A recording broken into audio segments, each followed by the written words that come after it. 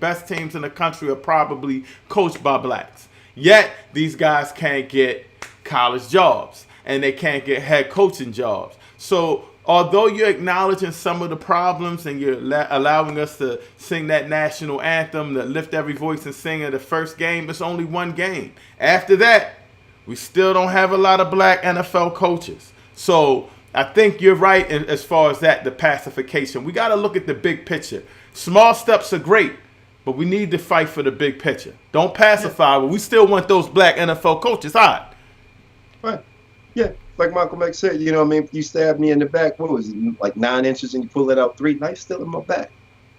The knife is still in my back. It's absolutely crazy. And looking at like the comments going down like the timeline, like you said, the Star Spangled Banner.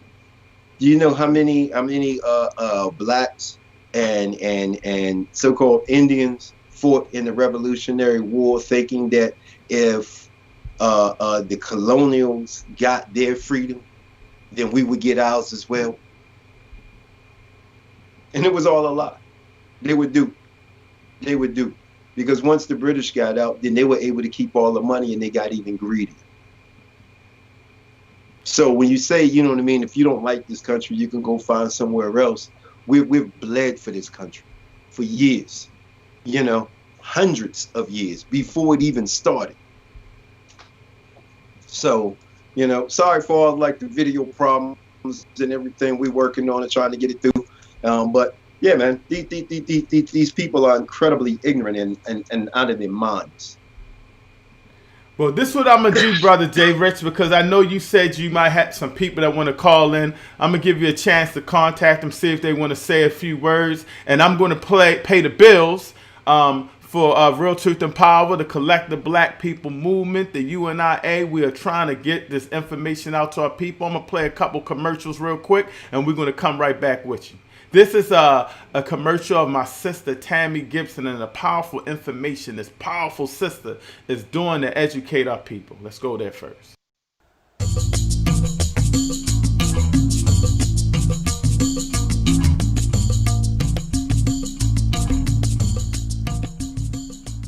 In order to have a future, you have to know your past.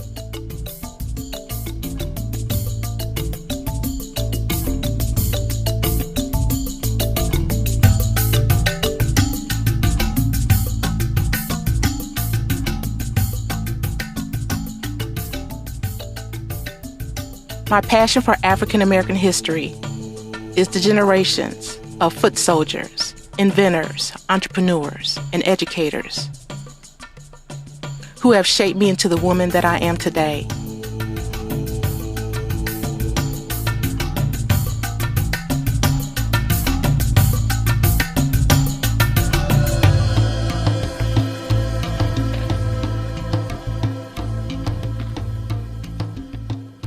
From the motherland to my beautiful city, Chicago, and around the world, as a travel historian, it's my obligation to honor and educate about the contributions of African Americans who have built this country.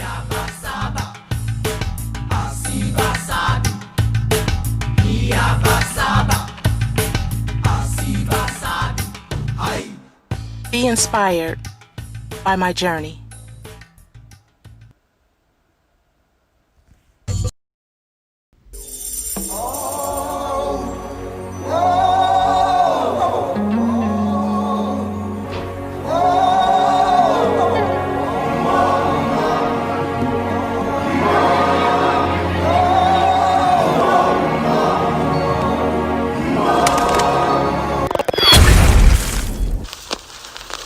There are many films about slavery told through foreign lenses.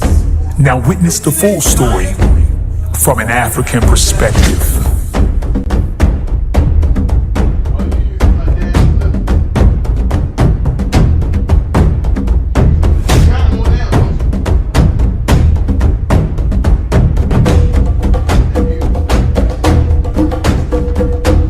How did slavery in Africa begin?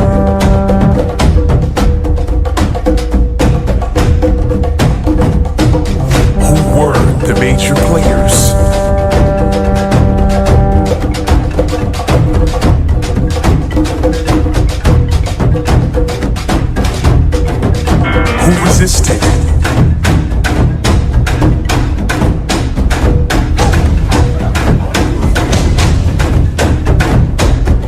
Learn the answers and much more in Meltrek, Exploring the Ma'afa, Part 1, The Arrival of the Portuguese.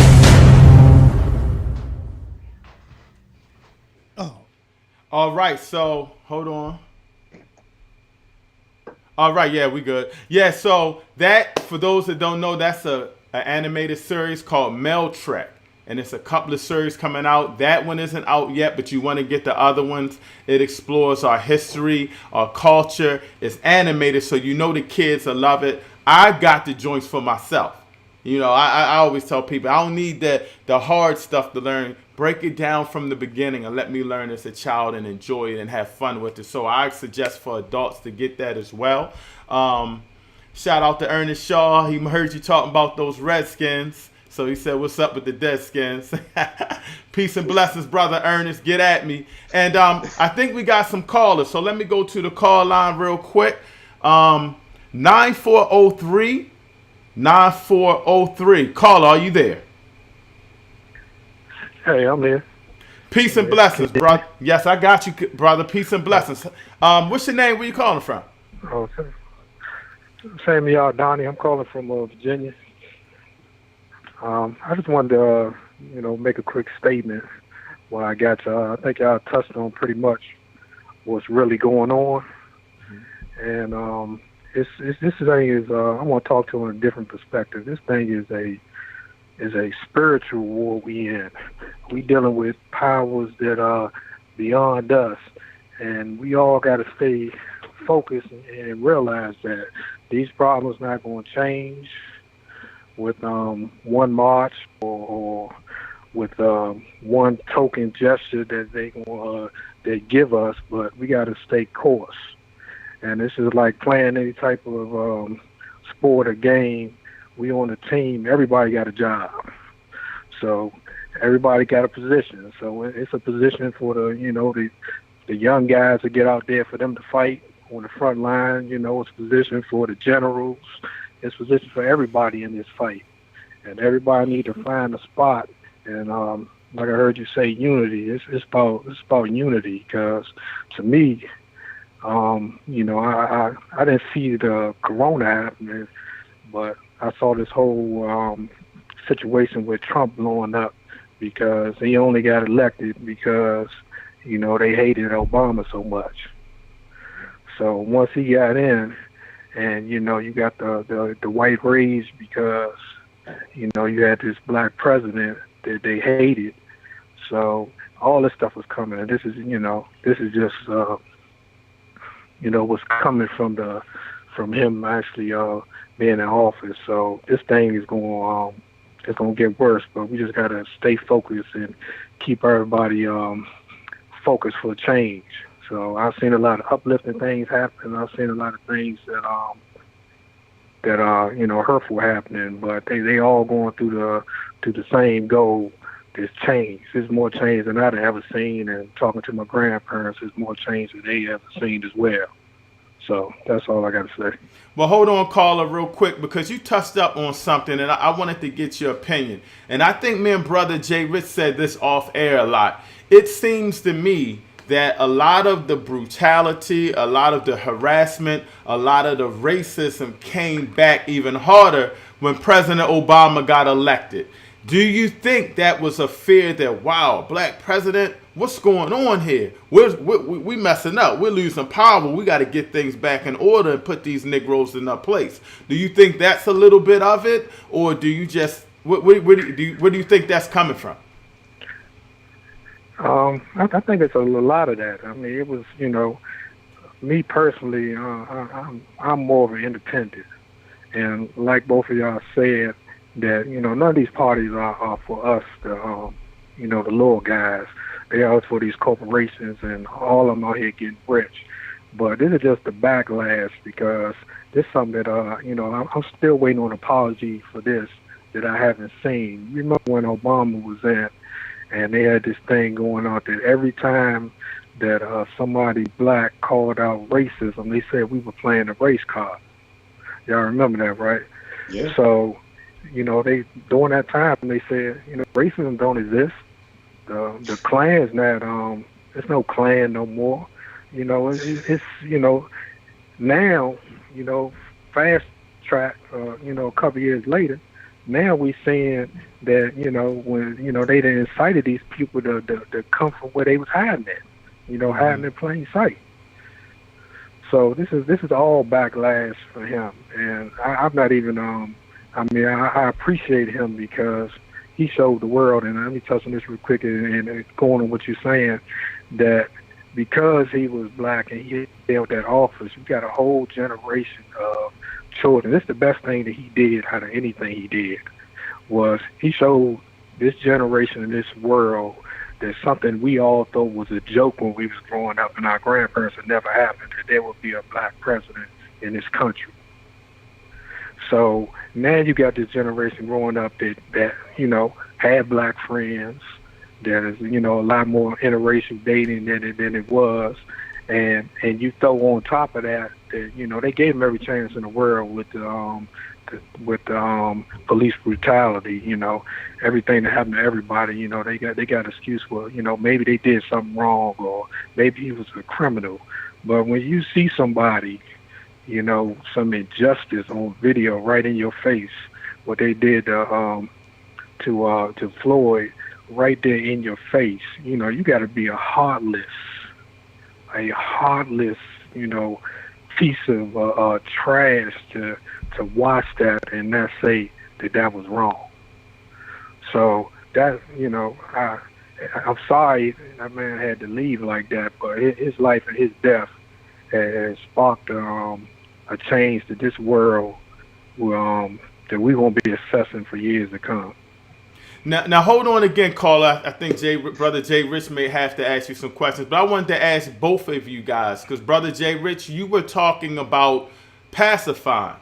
We talked about the NFL pacifying us with the, playing a black national anthem, but they're not hiring NFL coaches. They're getting us bits and pieces.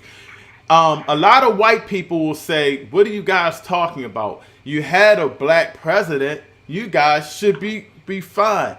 But I think they don't understand that it's not just police killing brothers. You know what I mean? Police do other things as far as harassing black people. I get harassed all the time. It's a different kind of treatment. Talk about that. Do you think that they're looking at Barack Obama as, hey, you guys got a black president, let all this stuff go, as a pacification? Yeah. Yeah, exactly. I think that's exactly what it is. You wanted to say something, Brother JRich? Yeah. That's one of the first things that they try to throw up. You know what I mean? And with him being in office as president, that really hurt them. That really hurt them because that really hurt their nation. That really hurt their pride. That really hurt their ego. On top of it, when we get back to the NFL, when we're talking about hiring black coaches, when you really look at like the bigger picture, with the NFL doesn't even let black perspectives come to the table to even attempt to buy a team. So, you know what I mean? When you're talking about being a coach, I'm looking at, the much broader picture. You know what I mean? Yeah, you'd be a coach, but you're still working for them. Mm-hmm. How come we can't sit at the table as an owner? And the NFL for decades has barred any black ownership for decades. And even now, you have black millionaires, you have black billionaires now. They're not welcome to come to the table, to even sit down and even begin to buy a team. And before Magic Johnson, you know what I mean? Huh? Yeah, before Magic Johnson got a small stake into the Lakers, what other player, you know what I mean, did you know of that had ownership in an NBA team? Isaiah Thomas owned, like, what was it? I can't think of the name of the league, whatever. I thought you was gonna play in that league, E. But it was the CBA. He was like a president, not an owner. But yeah, he might have owned it though, but he was heavily involved in it. Yeah. But until Jordan, you know what I mean, Jordan and Johnson, you know what I mean, was able to break into like the and break into the NBA. Name another black ownership of a major sports franchise in this country. It happens outside of this country. But name one inside of this country. Mm-hmm. None. So just asking to be a coach isn't enough. Asking to be a coach isn't enough. Asking to say, you know what I mean, I want to be the GM isn't enough. Asking to be the president isn't enough. I want to sit at the table. Mm-hmm. Yeah, you know what the problem is? That goes to what I was saying about you need to focus. Now, Yeah. everybody, third eye ain't open, and they not seeing this situation from, the outside and seeing how ridiculous it is. And they can't look past, you got some people just like sheep. Right. You go in one direction, they just going to follow, and they got their place. But everybody not going to see the bigger picture, and it needs to be, the movement needs to be, people have to, you need them generals in place to get this, focus, to get to them all them points you're saying, because, we know that top 1% is running everything, and I love it the way Dick Gregory said it. You got white supremacy going on, and you got white privilege. And he defined it, in his worm. You white, but you got privilege. So you got a little more privilege than black people